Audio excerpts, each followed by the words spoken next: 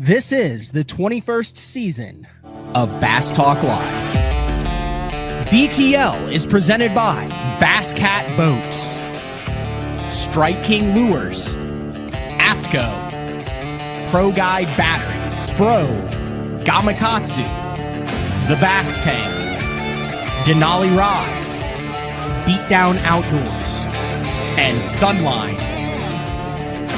BTL coming at you.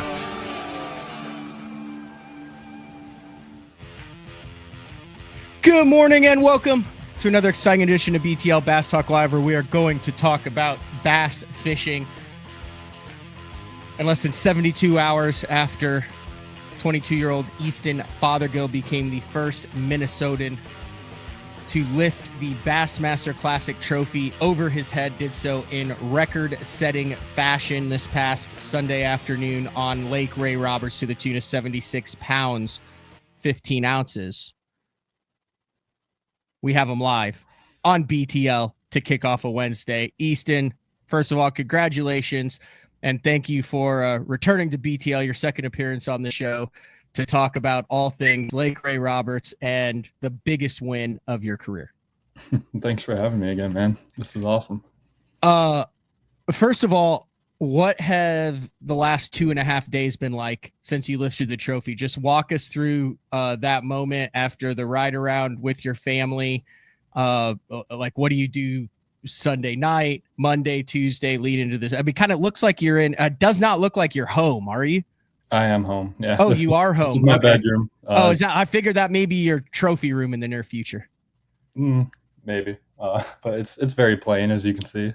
All right, walk us through those like 54 hours.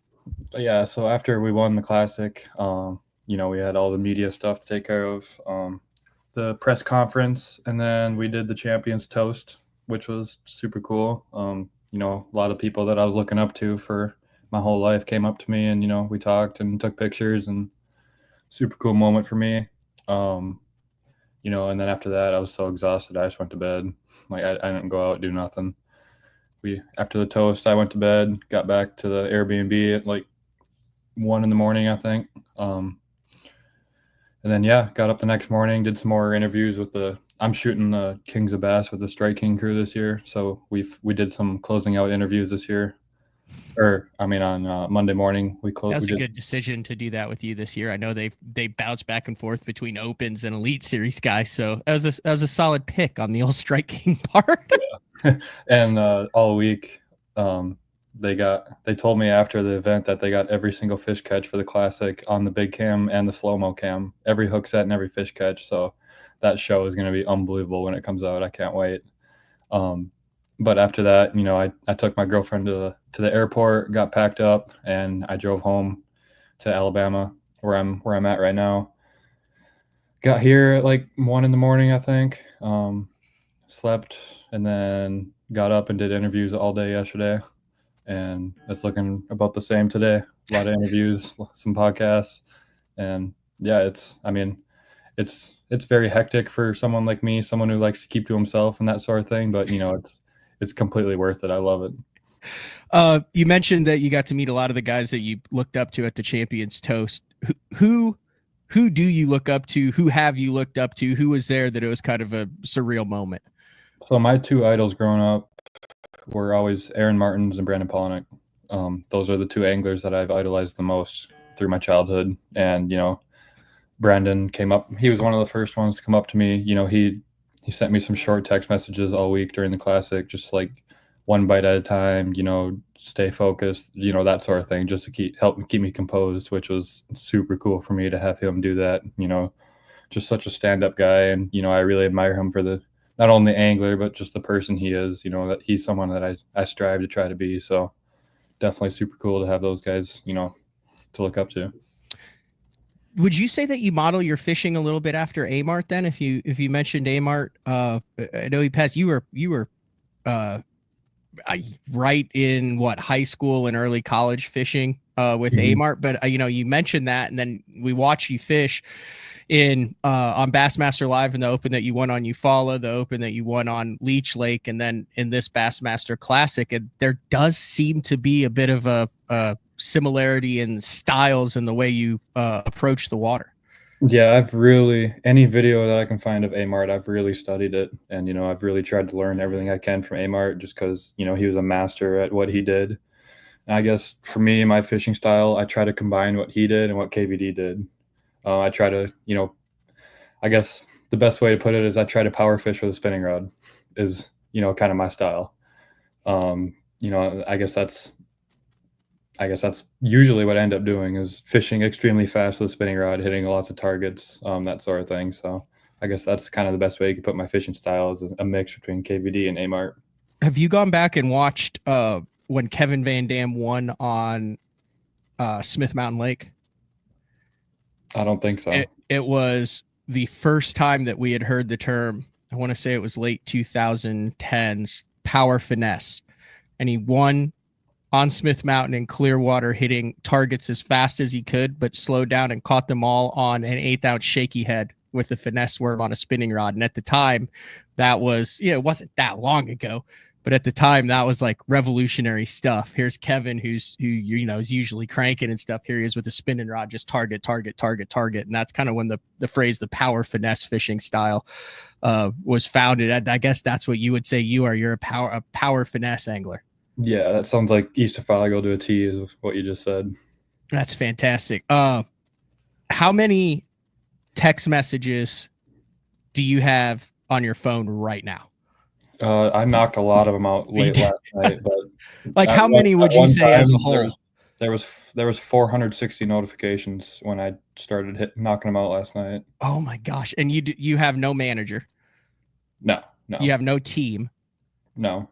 You have. I mean, it's Easton Fothergill in his bare room just answering text messages. Yeah. I mean, the last 2 days is the first time I've honestly ever used a calendar. Like I got all my interviews in a calendar, and it's I'm doing my best to stay as organized as I can through all this, and it's all good.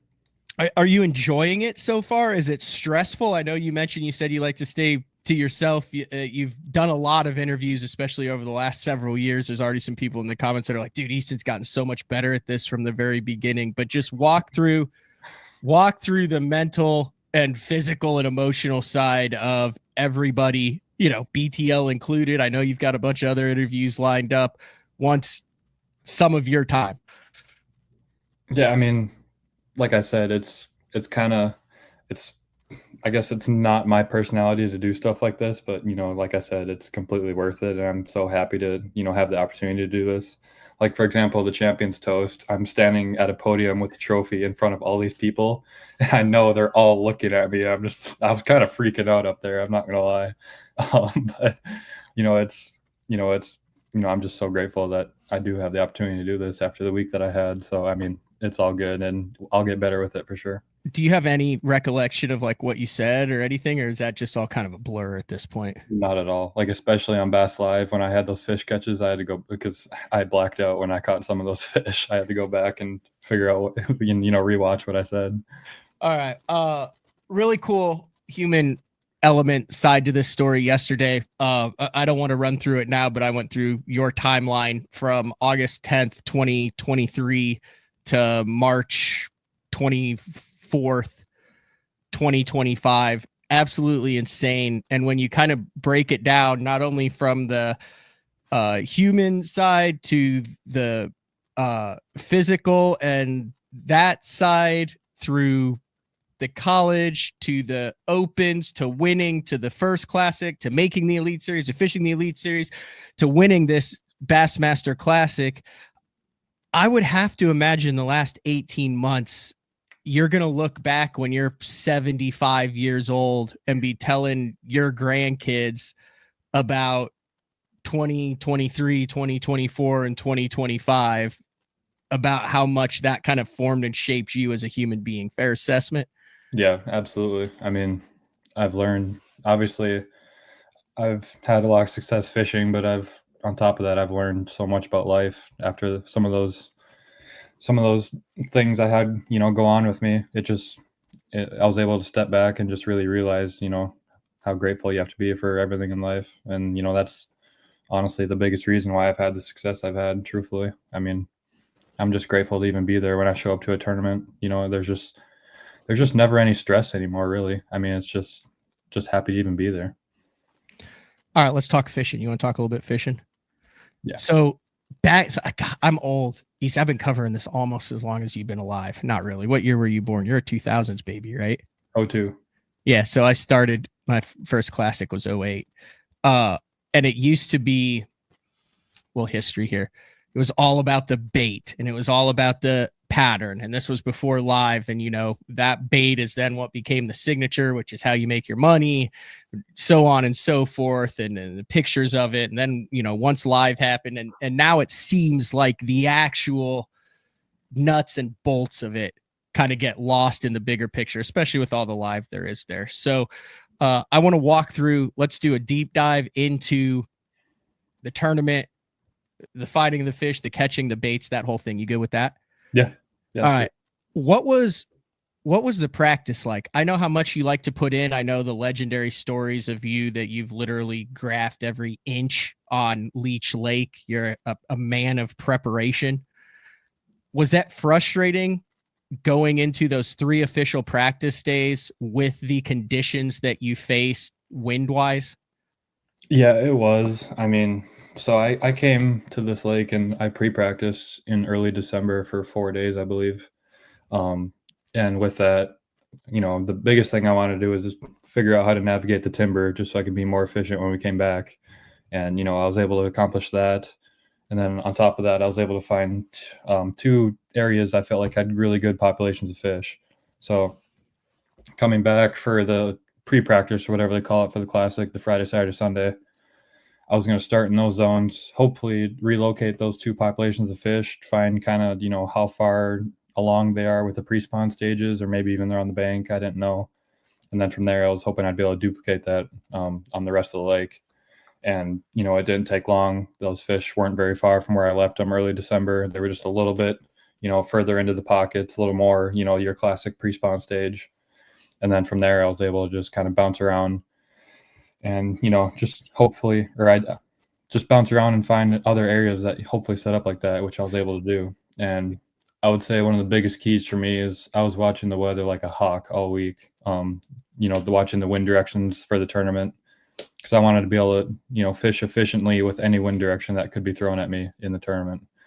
And so I tried all week. It was showing a hard south wind the first 2 days and then a north or northwest wind on the final day. So I was doing my best to prepare that as best as I possibly could, which, I was able to do. So I think that's one of the biggest keys for me throughout the whole Those week. areas where you located them in pre-practice, you said they weren't that far from it. I mean, it was 60-mile-an-hour winds, a literal blackout dust storm. We saw the conditions of the official practice day on Wednesday, and then also primarily the first couple days of the classic as well. Did it just work out to where those happened to be somewhat protected that you could get to and fish in, to where there weren't 5 and 6 foot rollers through that timber? Yeah, there was Really one of the, I mean, the zone where I ended up catching them day 1 and then some on day 3 was protected by that, 70-mile-an-hour wind. So I was able to go in there, and I don't remember what the creek's called, but all my areas were on the east arm.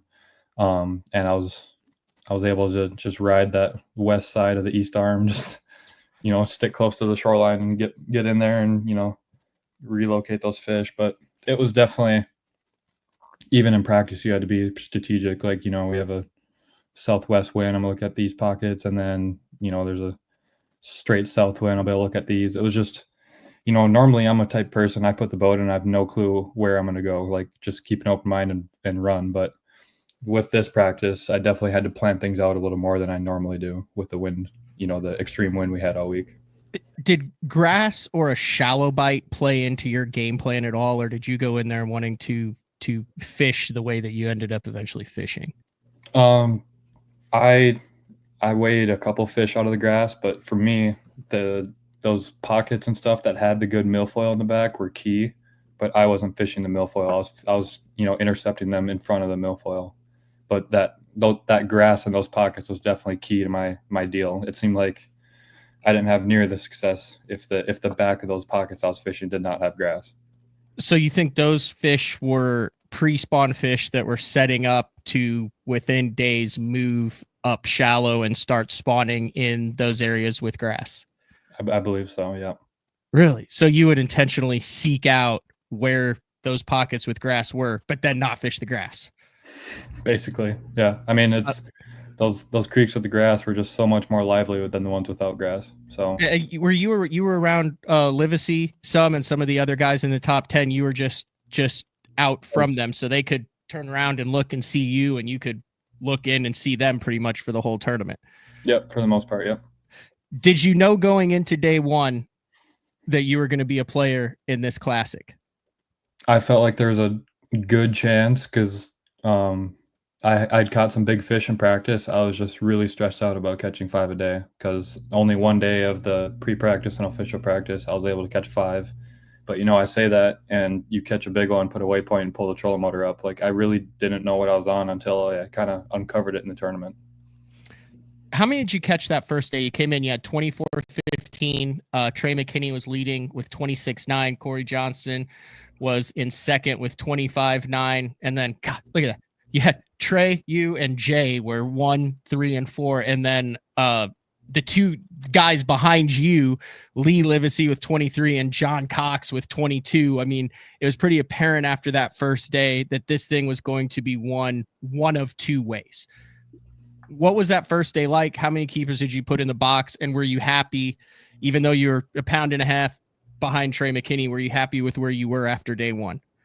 I was extremely happy with where I was at. The first day I had 8 bites, landed 6 keepers. So, that was basically exactly how I was hoping my day would go. I knew I wasn't going to get many bites, but it went as exactly as planned. You touched this, who is that? Lincoln asked here, he goes, were you actually trying to catch during practice? So how many, what you would say, that's a bass that I would like to catch, how many did you see as opposed to how many you had bit? And then you were 6 for 8 on the hook to land ratio on day one. But was this a deal where you were seeing a lot of fish that you couldn't get to commit, or you couldn't get a bait through them for the timber, or were you going long periods without even seeing bass? It was, I would say, let's see. The first day of tournament, I was looking at a bass most of the day. They were just they were not committing to me. So the first day it was kind of dark skies and extremely windy the first day, and it had them pasted on the bottom. They were like any stump, rock pile, or anything. They were like glued to the structure. So for one, they were hard to see, and two, I'd throw my stuff over there, and a lot of the times they wouldn't even move on it. So they were just acting extremely weird that day. So I was only able to get 8 bites, and I was around a lot of fish for sure. Do you think you were able to target fish on the bottom because of your prowess with your electronics and your understanding of what they look like that other guys were not targeting and saying, I don't know where my fish went, where you were able to say, hey, that's a fish, I can see the bottom separation, and that literally just came down to you spending time up north, spending time this last year in the opens, being able to say that's a fish that 99% of the field would not even cast to or recognize? Yeah, absolutely. This tournament to me felt just like Eufaula, Oklahoma. When you're trying to do this whole scoping thing with all the trash fish, I felt like I was at Eufaula, Oklahoma. Just how much of an advantage you have knowing what a bass looks like when you have just all that noise, all that carp, drum, catfish, just knowing what a bass looks like and how a bass swims in the water column, I guess you could say. That definitely gives you a big advantage if you're able to do that. What percentage of fish would at least acknowledge your presentation? So I just am trying to get percentages here. So that first day, caught 6, 8 bites, pretty much we're looking at one. Are we talking about 20 fish that you have that you're like, oh, it sees it? Are we oh, it's dancing around it? What percentage would even acknowledge it? There would be, I had a very large percentage. So you were on point for 8 hours then? Yes. You were like, eat it. Yeah. No, yeah. This lake reminds me a lot of Leech Lake. Just how smart the fish are, but there's really big fish all over the place. It really reminds me of Leech, my home lake. But Yeah, I mean, I had one follow my jerkbait on day one. I promise you it was a double digit. It nipped it twice. Like you felt it? Yeah, I'd go to jerk and he just barely had it, and he gets all hot on it again, does it again, and then he finally spooks and swims away. I mean, yeah, I mean it's just it's I don't know why they're so smart out there. I mean, I don't think it's like the case like Leech Lake where it's just a plethora of food. Maybe it is. I don't know, but I really don't know. It's really interesting. When you see those big ones come up behind a jerk bait, Easton, do you think, you've got your bait there, and I mean, it looks like you're like, how is the fish not on there? Mhm. Do you think those fish are mouth closed coming up and inspecting it? Do you think they're swimming past it? What do you have you ever seen one like under the water on what it looks like when you've got one on the leash like that? Like, is he trying to eat it? Do you think is that fish down there going something just isn't right? Is it swimming past it? Is it trying to eat it and missing it? At the house, I've got to see smallmouth like play games with it. They'll like get, they put their head right next to it and just kind of swim by it, like almost like they're playing with it. I don't Really? know if that's what largemouth do too, but yeah, I mean, I definitely think there's lots of times where they get hot on your jerkbait and they just swim by it, not even trying to eat it, just kind of, toying with it, I guess. All right, day two, you come in with one of the biggest bags in Bassmaster Classic history, 29 pounds, 6 ounces, and you go from third place to all of a sudden you have an 8.5 pound lead going into the final day of the Bassmaster Classic. That 29-pound bag, you had to know coming in, that drive from Ray Roberts to you had to know, like, dude, I'm going to be leading this tournament going into the final day, right? Yeah, I had a pretty dang good feeling. I mean, regardless, I knew I had a real shot to win this thing at that point when I was driving back to Tulsa. But yeah, that was a dream day, really. I started where I caught him day one in that creek, and it just was not happening. I caught a 4.5 and a 2 pound spot, and yeah, I just wasn't seeing what I needed to see. There was no shad around, no nothing, just no activity. And I ended up getting out of there about 9:30. Went to one of my other areas that the wind was blowing in too hard on day one, so I couldn't go to it. And from then on, it was lights out. Like I got onto him pretty quick, and made some key adjustments. It was sunny and glass calm day two. So I caught them on the bottom day one, and day two they were literally on the surface, like to the point where I'm pretty dang sure they would have eaten a frog. Like I took my frog rod out the day after day one, which I'm kind of upset about. Like I mean, So inches under the surface. do you think they were like pre-spawners that were sunning? Like I've heard that too. Like sometimes they float right before they go up and get on beds. So you're looking at your forward-facing sonar and you're seeing something right under the surface of the water. Yeah. You think those are big females? Why do they do that? They seem they tend to do that in this neck of the woods, so to speak. I guess I don't know. I thought, yeah, I mean, they got to be sunning. I think just taking in the heat. I thought, I don't know. I mean, I caught one. Well, I caught the first one roaming on a jerkbait. It was just hauling on the surface. And I was like, on the Coosa River around here, that's what the big spots and big largemouth do. They just swim so fast. And I saw that. I picked up the jerkbait, and she just ignited on it and ate it. It was a almost 7 pounder, and that's what really got on the deal. That was the only one I actually caught roaming, though. Everything else was just extremely high on all the trees and that sort of thing, all the structure. But yeah, I mean, it was really cool once I dialed it in. I was throwing a 3/32 Nico all week, except for that day when it got really calm. I downsized to a 1/32, and you had to be so stealthy. I mean, they were sitting literally like 6 inches to 2 feet under the surface. And if you landed that worm too loud on the surface on top of them, they spooked and you wouldn't catch them. Like you had to land that thing so quietly, and then just you'd even with a 1/32, I was shaking the worm as it fell, so it fell even slower, and they would just come up, and all of a sudden just tick, like they would just they wouldn't like come up and just smash it or anything. They'd sit there and look at it for quite some time before they'd grab it. So it was once I got dialed in on that deal on that day, I got it was game on, but it took a little while to kind of get zoned in on it. All right, I mentioned we were going to talk about the bait. I want to just kind of get through all 3 days, and then we'll jump into the baits there. There's that Strike King Perfect plastic trick worm, a 1/0 Ryogi hook, and the nail weight in there. So we'll get back to that. I didn't want to think we were kind of glossing that over. One of the things that just occurred to me looking at these standings, you said it was a perfect day. We talked about how this would probably set the record for the heaviest weight leading into this event. Had the conditions been ideal, Easton, you had that 29.6 on day 2. Was the potential there to where you could have weighed in 90 pounds over 3 days? Could this classic, had the wind, had the conditions actually set up just a bit better, could it have been a 90-pound classic?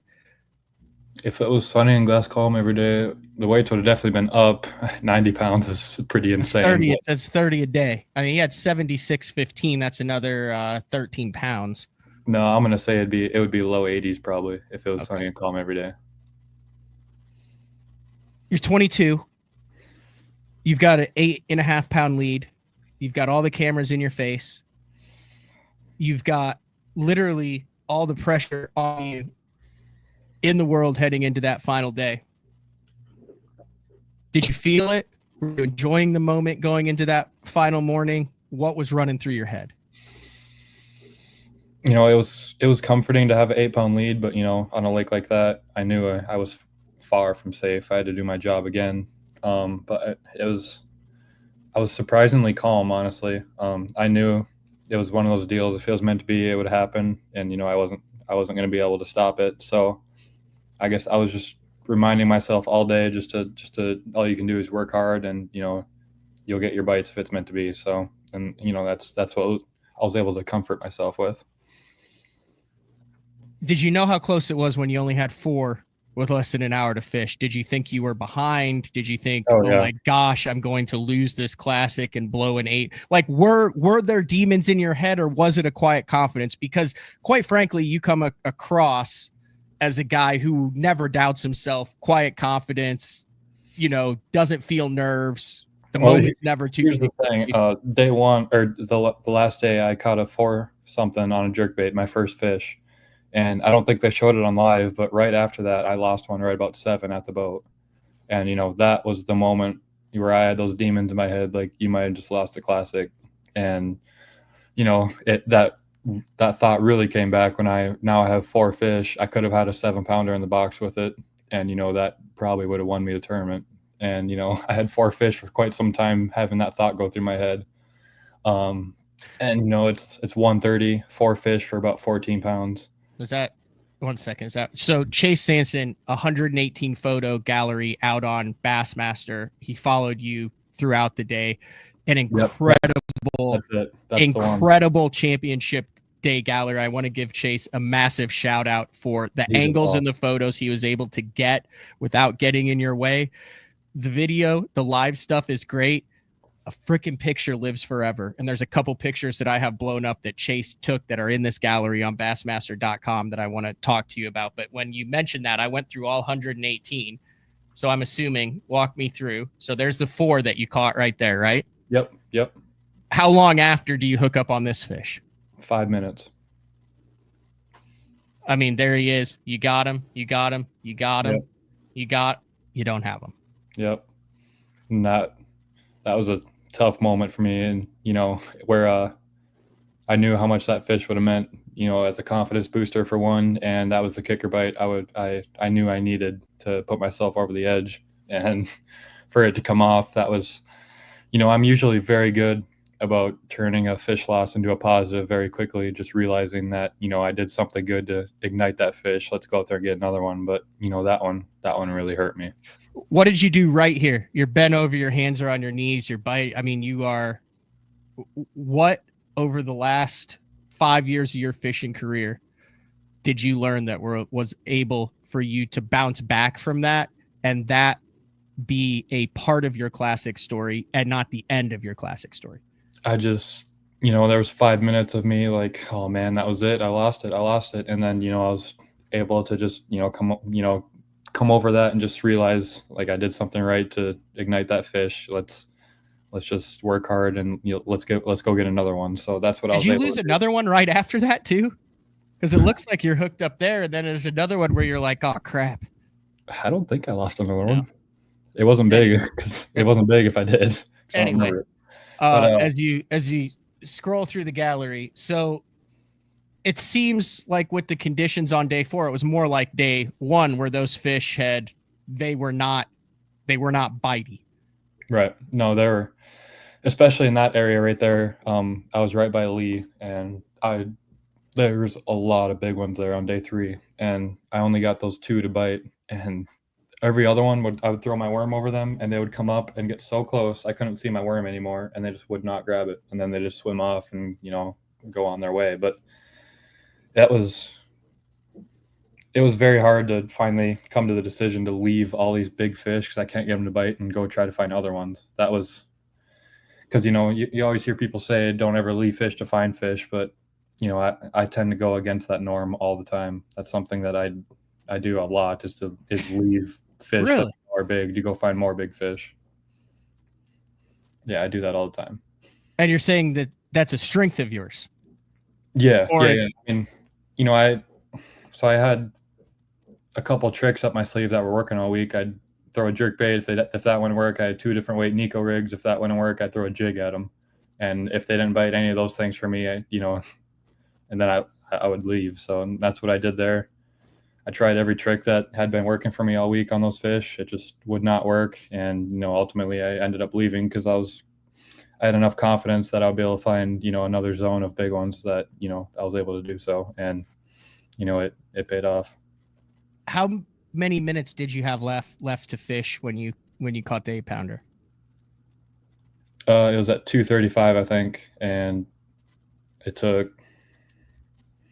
probably had 20 minutes of fishing left after. Okay. You never know. Like sometimes, Bassmaster at all, they're right. You get a last second catch. They really make it a last second catch. Have you watched the replay where Zona's like, hold on. Oh, yeah, and they fly yeah. up? Like, what is that like watching yourself do that with Mark Zona and Tommy Sanders up there making that call? Like you can't, it's gotta be impossible to watch that without smiling. Oh yeah. I mean, for me, my personality to act like that on camera, something crazy happened. I'm a very quiet person. And like I said, I keep to myself. And even my camera guy was like, that meant something to you, didn't it? Because he's been with me quite a few days now, and he knows how I am. And for me to act like that, that fish catch, I knew there's a really good chance that fish catch will change my life for sure. Yeah. All right. So back to the gallery. So this is literally 1 second before. Was that fish pegged? Was it hooked well? Did you know this thing? Oh yeah, it was in the it was down deep, way down. So right here, at this point in your life, you do not know that you're the Bassmaster Classic champion. At this point in your life, you do. What? I mean that's the fact. I mean, you want to see a life-changing moment in stills. There it is, right there. Do you remember getting your hand around the lower jaw of that fish and saying, "She's mine. I just won the Bassmaster freaking Classic"? Oh yeah, I remember it very clearly, and I always will. I mean, I don't think I'll ever beat that fish catch in my life. Just how much it means to me, and that picture shows it. Yeah, so there it is. You're hollering, which I think that. Have you ever yelled before in your life like that while fishing? No. And then this was the iconic image right there. Mm-hmm. Yeah. Do you remember doing that? Oh yeah, I do. And in that moment, it was really cool. The past 2 years of my life just flew through my head right there. It was like really flashback cool stuff on the water. Yes. 2 years just flew through my head in like 10 seconds in that moment. It was a really cool moment for sure. I know that's a personal thing. Like what type of stuff flew through your head? Like, are we talking about the individual people, individual moments, the medical stuff? It was the medical stuff, the bracket, the opens. It was all that. It was probably like 5 seconds where all that flew through my head. Just, it was like, when you watch movies, it's just like this person has flashbacks and everything. Yeah, they do like a montage. Yes, that's exactly what's going on in my head right there. It was really cool what happened right there. Did it seem, you talk about the top athletes, and I think we all have fish catches that are just burned into our memory. regardless of how many years ago it was. Did this whole sequence take place to you in slow motion? Yeah. Like, can you remember every single detail of this and this and this and this? Mhm. Yeah, I remember everything that happened in that moment, except what I said. I don't remember that. But everything that happened, every fish jump, I mean, yeah, that's all engraved in my head. That's badass. I know I said like 30, 35 minutes. We're at 36 now. Do you got a couple more to go through the baits real quick? Yeah, we're good. All right. Let's take a deep dive into this type of stuff. I noticed, and I don't have a video of this pulled up, I noticed that when it came to working your Nico rig, you're a rod down guy, not a rod up guy. Yep. And that's mostly due to the wind. If I have my rod up, the wind blows my line all over the place, and then I don't have the correct feel of the bait like I would if the rod's down. Let's talk about the actual worm. How'd you pick that? Why go with the red bug color? Anything? I mean, Strike King makes 5 different types of stick worms, from the perfect plastics to the filler to an ocho to a 4.5 inch to all sorts of stuff. Talk about why that worm is your Nico worm of choice. I guess for me, the water in Ray Roberts is normally pretty clear from my understanding, but the wind had it pretty stirred up. It was relatively dirty. And this worm has a bulky enough profile to where, I think I felt like it would get their fish's attention, but, with that tail, it's also got the action that you need, to get them to bite. So, and that color was just the color I felt, stood out the most in the watercolor. It's kind of like a green stain.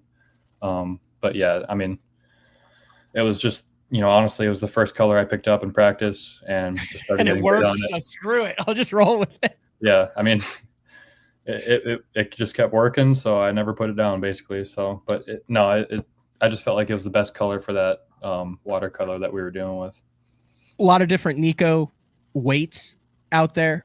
Anything specific about the 332nd or the 132nd that you think was key, or was it a chunk of lead? Is it tungsten? The ones I was using was tungsten, just the ones that you stick into the bait. But yeah, nothing too crazy about that. Just varying the weight size with the wind speed, for the fall rate, and also being able to cast accurately was key. It was very tedious. I'd really have to study the tree to figure out where exactly the fish was sitting, and then I would have to look at the tree and look at the limbs, because I was using a spinning rod, so you don't want your bait to be over any limbs when you get in there. There's many times where I would put the raptors down on a tree, figure out where the fish was, pull the raptors up, swing around the tree, put the raptors back down. I mean, it was a process for sure to get the exact presentation that I needed to get these ones to bite, for one, and also to get them out of the trees. So it was, like I said, very tedious. Yeah. So I'm showing up. I need to get Chase on the show. I know that Mercer always does Jake's take, which is awesome. I feel like Chase is probably going to already be booked up, but this might be, and I say that in all due respect, with Sego and Overstreet and the great photographers of the President Pass with Bass, but this is a top 5 day 3 classic gallery. But that's a perfect example of those trees. Those are not fishing friendly trees. Those are not like old slick hardwoods. It doesn't look like those. It looks like those are line grabbing trees with a lot of different channels in them that the line can get behind very easily, and then a lot of like basket underwater stuff that those fish can get caught in. Yeah, it's gnarly for sure. And yeah, like I said, there's a lot of times I'd put the raptors down, I'd look at a tree for 1-2 minutes before I'd even make a cast, just studying where exactly the fish is sitting. And then I would, look at the actual tree itself, look at the branches and just really plan out my cast. Cause you get a 7-pounder to bite in that tree. And your line's over a limb, you're screwed with a spinning rod setup. So there were times where you think you could have cast and hooked a 7-pounder, but you said not yet. So you stalked, hunted, watched that fish until it moved to a position where you're like, okay, I can get this sucker out now. Yeah, absolutely. It was every fish, that I would see, it was a, yeah, like you said, I was basically stalking it, just waiting for my opportunity. And, if she was just sitting there, like I said, I'd reposition the boat to the other side of the tree or to an angle where I could get to her. Mm-hmm. I noticed that on the nail weight, though, you pushed it all the way through the worm. There's a lot of guys that leave a little bit of that nail weight sticking out, or they use a screw. And do you think it's important that you that the nose of that bait was plastic as far as affecting the fall or anything, or is it just such a small weight that in order to keep it in the worm, you have to push it all the way in? Yeah, I think the biggest thing is just such a small weight. I just put it all the way in there. Do you have one there? Are you holding one? Yeah. Well, why didn't you hold that up to the screen a long time ago? Okay, so that one's on the outside right there. This one's a football style weight. Okay. Okay. I used this on the super windy day on day one. Okay, but on the rest, then the one that I showed, it was, or maybe you just didn't have a weight in there. And then show how you attach the hook, why you choose that hook, and how important is it, the hook positioning as far as how it goes into the worm. So how I attach it to the worm, it's the Nico hack. Who makes it? I think G-Crack. Is it Zapu or G-Crack? I think G-Crack makes this one, but that's, I use a lot of really thin diameter worms, and any O-rings or anything just, slides off no matter how small a one you get. So this is what I've really kind of started depending on. And, as you can see, I usually tend to go a little bit more towards the weight than in the middle of the worm. I really don't know why. I think that gives a little more room for the tail to really quiver. And the hook I was using is the biggest key to everything. I've always been a huge, fan of the Talisman hook from Ryugi, but this is the heavy guard version. It's actually the first time I ever used it this week. And with this, these metal prongs are super stiff, like really stiff. And I could literally, if I made a bad cast and threw this in the middle of the tree, all you have to do is kind of feather it out and it'll never get hung. And, obviously that helps so much with efficiency. You'd be breaking baits off all week if you didn't have that, like, bad. Yeah. So that helped a bunch. And with that heavy weed guard, all you have to do is it's more of a snappy hook set. It's not just reeling into them. You just got to kind of snap and just jerk on them a little bit more. So most of them buried in the top of the mouth with that. I mean, that's like when that hook is like a hybrid of about 3 different actual hook shapes. But when that thing buries, it grabs them. It gets them good. Yeah. I mean, I won both my opens last year on this hook and now the classic. So I've never had more confidence in a hook. I don't think. Are you sponsored by them, or is that just a hook you use?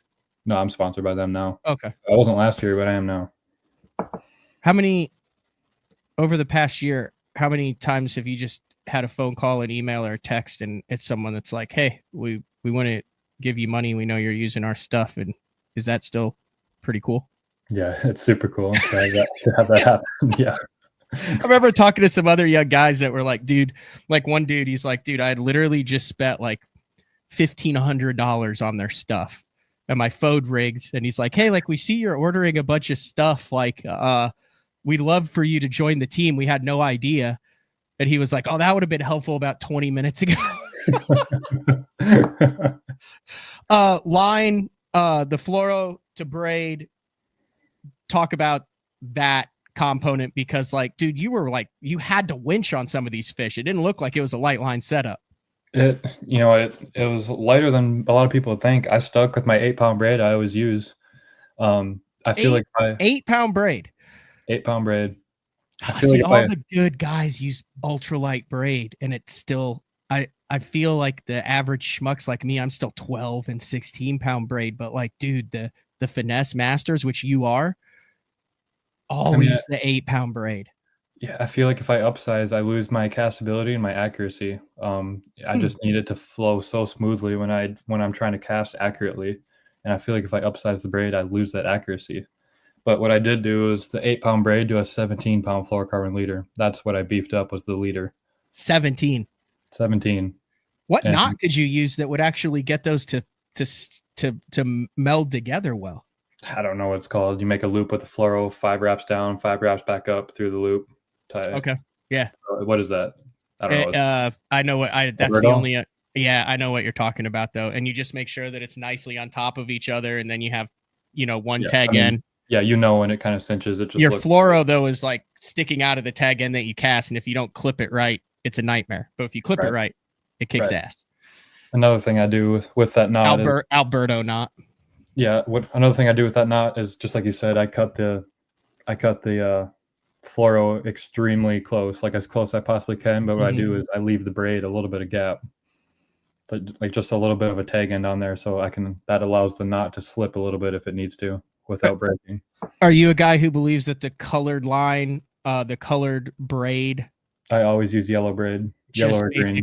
And almost like an indicator in salmon fishing to where you can see when it stops, where it is, that type of thing. You can watch your line, know if your bait's on bottom, and a lot of times the fish grabs on the bottom. You can also see that, so it just gives you you just know what your bait's doing at all times with that line. What line? I used the Strike King Tour Grade Brian braid. I absolutely love that stuff. And then I was using Seagar Gold Label leader. 2,500 size reel. It looks like it doesn't look like a giant spool reel. It's a 3,000 or it is a 3. It is a bigger spool. Does that help just with castability, line management? You can pack it on. Yep. And then run through the rod. I know that's a critical component of this. Yeah, the rod is a 7-foot medium Lose Elite. I have never been more obsessed with a rod in my life. I don't think. I use it for all my minnows, Nico, drop shot. Like that's the rod. I think I have like a dozen of them now. Like I have so many of them. I mean, it's literally the most. Pretty sure you'll have however many you want at this point. Yeah, I mean, it's the most like versatile rod I've ever found, and it's. I mean, yeah. I mean, I'm obsessed with it, and it's got the perfect tip, straight into backbone. You can do so much with it. And yeah, having that shorter rod, it seems like every year I go shorter and shorter with my rods just because it allows you to be so accurate, whether you're target fishing or, using your forward facing sonar, you need to be accurate. So 7 foot to 6'10" has been my happy medium as of late in my spinning rods. You also, okay. Oh, you mentioned this. So did you try to put a minnow on them?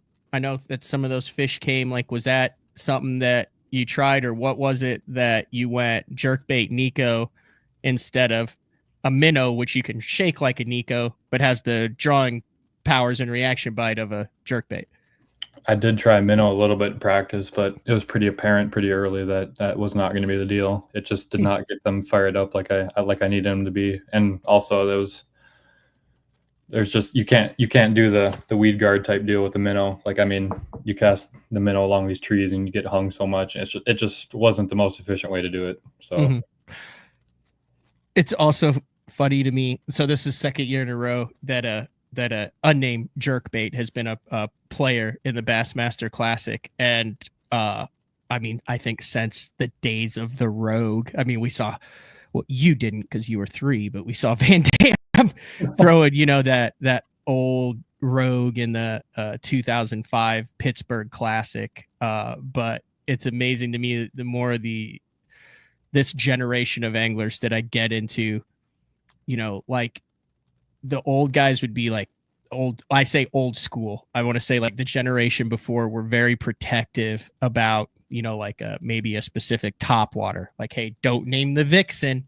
Don't want that to get out, This generation, fiercely protective. Like some guys won't even let you look through their stuff of your jerkbait boxes. Mm-hmm. And like, I know you're a Strike King guy, and last year Hamner was a Zuri guy, but dude, everything is live now. Everything has cameras now. The fact of the matter is, the jerkbait boxes, if you're under 30, you got a lot of tricks up your sleeve when it comes to the jerkbait boxes, Easton. I mean, it's pretty impressive to see all the different brands. And the cool thing is you got a lot of Japanese stuff, American stuff, weighted stuff, old stuff, deep bill, shallow bill, floaters, different colors, repainted, special painted, hooks on it that some slow sink, some float. Like the jerkbait is in my opinion, the only bait that is still a secret in guys' boxes where they go out and you say, I've got something that a fish will bite that won't bite someone else who's throwing, quote, the same thing. Is that a fair breakdown of jerkbait fishing in 2025? It absolutely is. And you alluded to just how many different things you can do to vary a jerkbait and how it fishes. You know, the hooks, there's suspend strips, there's even float strips now. I mean, there's just so much you can do to a jerkbait to, I mean, make yourself different than the boat next to you. So yeah, definitely jerkbait is where all the secrets lie. Yeah. Clay brings up a great point. He said jerkbaits have dominated the classic since Cherry popped his first win at Gunnersville. And, you know, you go back to like when Scott Martin was one of the early guys who figured out what you could do, you know, with looking at fish on the forward facing sonar, and Hank Cherry and a number of those guys had that in their back pocket for the better part of 2 or 3 years before it started to pit. And I mean, they put clinics on with it. Mm-hmm. Yeah. I mean, I'm trying to think how many fish I weighed on jerkbait. I think it's only like 4 over the 15, but still. Yeah, 30 of your fish. Run through your jerkbait rod setup though, because that is something that I think a lot of guys struggle with, specifically because you still have to be accurate. You have to have something that allows that bait to move naturally, but you also are casting that thing in, around, and over trees for giant fish that you have to be able to move. Yeah, my jerkbait setup was, I always use a loose custom light as a 610. I think it's a medium heavy, maybe medium. I can't remember, but it was with a custom pro reel. I had the thing I did with being in Texas around the trees. I did 17-pound fluoro. You know, I really didn't care as much about the action of the bait. I just wanted to be able to, you know, kind of lean on them a little bit to make sure I get them out if they did bite. But, you know, a lot of things when I would throw the jerkbait out there, you know, they would follow the jerkbait obviously, but a lot of them wouldn't commit. So, you know, what I did more with the jerkbait, even more than catching them, I would lure them out of the tree so I could snipe them with the Nico rig. How many of the fish did you lure out of the tree that you caught on the Nico? Out of the 15 that you weighed in? Because that's pretty cool. I'd say 3 or 4 out of the ones I weighed in. Like, that's a third of your fish, Easton. Maybe not that. I mean, I don't remember. I mean, day 2, I caught every one of them just strictly on Nico, but the first 2 days I was able to do that a little bit with the wind. We're wrapping up this interview because I know you got to go. I greatly appreciate you giving me 50 minutes of your time. But if you don't listen to this interview and hear someone who is dialed in on a level that none of us will ever be dialed in at, I mean, dude, that's cool just to kind of get inside it. You had so many different layers. It wasn't go up to a tree, make a cast, and see if one swims out and eats it. In fact, that was the furthest thing from the truth. If you were to just go up to a tree and make a cast at it, you'd have caught 1 or 2 fish, or maybe double zeroed. I mean, there was dudes in every one of my areas. Like, I was covered in boats all week, but you know, just like you said, I was, I guess, locked in at another level, I guess, dialed into another level, I guess you could say. So I guess that's what I did to kind of separate myself. I was just, you know, another level dialed in than most of my competitors. I do have one more question. It was the 2-dayer at Leech when you weighed in 26.5 pounds on the first day. You had the live camera. You had all of Minnesota behind you. You were expected to win this tournament. You knew this was a tournament that you planned on winning it, or not you, maybe everyone else planned on you winning this tournament. Was there any pressure that you felt in that event that helped you handle it in this event? Because there were some parallels between those two. Yeah, I mean, I think so. I mean, it's funny, both events went pretty much the exact same way. I had really tough mornings both of those final days, at Leech and in the Classic. So I guess, yeah, it did kind of help me, you know, stay composed and just know that, you know, just know if you work hard all day, you know, your opportunities will come. I guess that's kind of where I was at with that. But now that you say that, it is funny how both those wins really kind of worked their way out the same exact way, how I had really tough mornings all day right until the last minute. Did you ever try putting dice, that type of stuff on these fish at Ray Roberts? No, there's no way with the wind you'd be able to cast that whole thing out there. I was just curious. Dale Johnson, he said, congrats. He goes, I was your practice marshal at Grand Lake. He said he knew it was just a matter of time. Did this help that you had made a classic before, that this wasn't your first classic, that you knew how it was going to go down? Oh yeah, it helps so much with the nerves. You know, in the first classic, I could feel how nervous I was, and you know, obviously it's hard to make decisions when you're that nervous. So the nerves were definitely toned down at this one, and it helped a lot for sure. All right. Anything else? Anything else you want to get in here before I let you go? I don't think so, man. All right. Congratulations. I know you've got a lot of people that were really pumped for your win. I think there were riots in the streets of every small town in Minnesota. fiercely proud of that bass fishing community up there. I've gotten to taste a little bit of it with the Dick Hiley St. Jude Bass Classic that goes down in Wabasha. Those guys love their bass fishing, and they love the guys from Minnesota. Have you talked to Seth yet?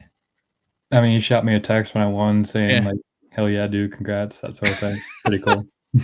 But first Minnesotan to win the Bassmaster Classic. And I mean, dude, you can tell like just from the post and the guys talking, like they feel like they won that thing with you, man.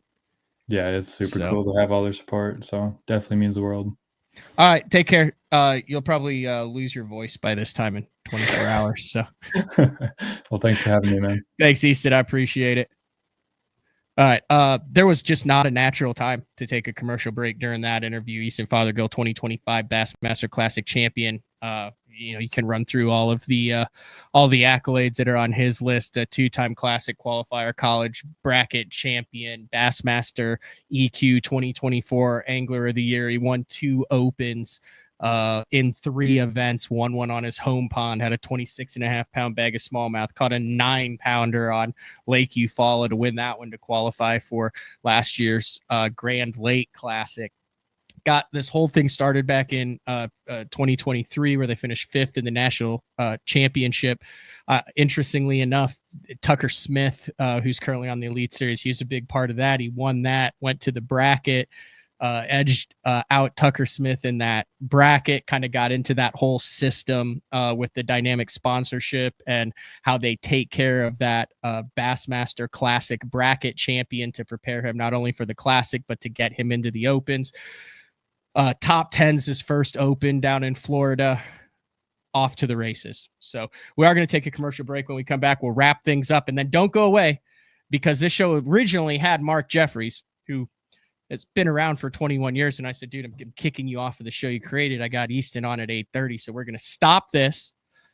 So this will be a standalone show with Easton. And then we'll start a brand new stream and bring Mark Jeffries in. We have a lot to talk about from Classic Week, but also some other things to talk about when we come back. But we are going to take a short commercial break here, get some of the sponsors in, then we'll be back and wrap up the Bassmaster Classic Champion Show here on BTL on a Wednesday, March 26th. Pro Bass Adventures is reinventing Mexico bass fishing. With boats equipped with 12-inch Garmin units and LiveScope Plus, free loaner fishing rods, and no-cost airport transportation, Pro Bass Adventures is proudly putting you in the best position for success. Pro Bass Adventures has lodges on Lake Baccarat and Lake El Salto, Mexico's 2 best trophy largemouth bass lakes.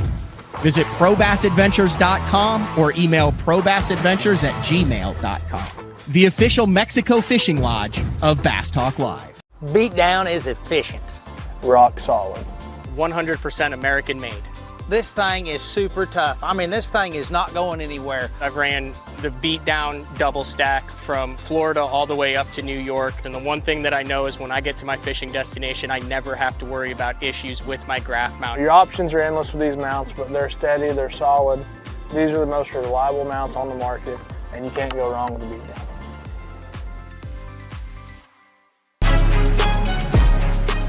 When you're ready to hit the water, Denali Fishing has you covered. Regardless of your skill level, from beginner all the way up to tournament pro, Denali has rods, reels, and tungsten to get the job done.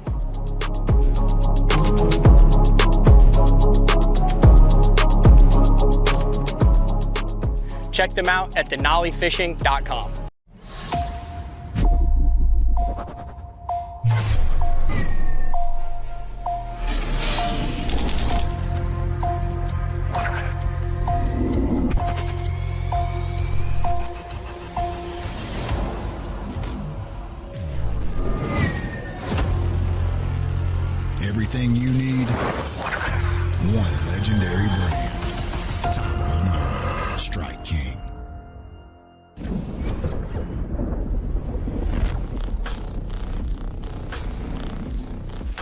gear that just plain works.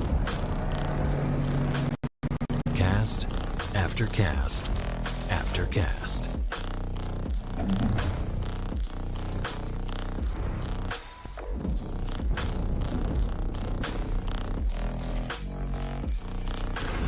AFTCO. Any fish, any water.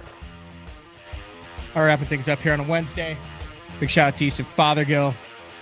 I said he's working through 500-600 text messages, and I've had him on the show before and talked to him, but I mean, I'm not like buddies with him. Got right back to me, scheduled the time. He said, yes, I'll be available, answered the text. Everything was perfect. I see some comments in there say that's this dude will be around as long as he wants to be. I totally agree. I would put him like he reminds me also a lot. He doesn't use as big of words, and I don't think he's as tall as Drew Gill, but he reminds me a lot of Drew Gill when it comes to the approach, when it comes to the understanding. You have to remember, you're talking about 22, 23-year-old adults. When they got into this game, they used the tools that they had available. They become the best at them. And Easton and Drew, I think, have a game that is far deeper than most people give them credit to. But the best part of their game isn't what they're looking at on a screen. It's what's happening inside their head. And it's how they break down the information that they can receive from the conditions, from history, from time on the water, from their electronics, from all of that. You cannot duplicate someone's brain and how they understand something and how they process it and then how they apply that.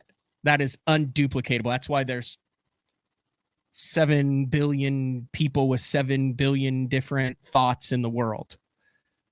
You can't point to one thing and say, this is why. It's in their brain. There's a lot of young, talented anglers, but how you take that information, how you process it, and how you apply it in high stress situations where you cannot make a mistake, I think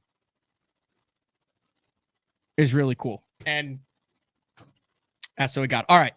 It is not live yet, but every year at this time of year for 2 weeks, and I have a call in with the printing company. We have the shirt designed. It should go live sometime today. If you are watching this replay within like 3 hours of it coming out, probably not, because we're doing Mark Jeffries after that. But if not, click on the link in the bio to purchase, to support, to donate to St. Jude. The Dick Hiley St. Jude Bass Classic in Wabasha, Minnesota is coming up. I've talked about this a million times. That's why I can rattle it off. Raised over $7 million. Fishing it with Adam Bartuzek, $7 million over the time, directly to St. Jude. Every penny goes to St. Jude. This will be the 4th year that we've done the Bass Fishing Save Lives t-shirts through BTL. All of that money goes to the Dick Hiley St. Jude Bass Classic, specifically for the team that I am fishing with. We basically have a contest between the 100 teams that fish just to see who can raise the most money for St. Jude. You guys always show out. I saw at least 6 or 7 St. Jude t-shirts at the Bassmaster Classic this past week. You order the t-shirt, it's open for 2 weeks, then they close it down, they print the t-shirt. ATS Printing does a good job of cutting a steep discount on the printing, and that cut a check, it goes straight to St. Jude. So hopefully that link will be out. Hopefully that link will be out later today. I'm going to shut this down. I'm going to refill. Well, I had to try the pink Red Bull. But I'm going to go pour a cup of coffee. I've also got the water here. Hydration is key, folks. I'm going to reset. So this is a standalone show, and another show is going to pop up titled like BTL bonus. Mark Jeffries returns. Jeffries and I had a good, healthy back and forth on the phone the other day, just about the classic, about professional bass fishing, that type of stuff. And I said, well, yeah, just come on the show. And he said, okay. And then I kicked him off because Easton Fothergill. We'll be back in 10, 15 minutes, something like that. Congrats to Easton Fothergill, your 2025 Bassmaster Classic champion. See ya.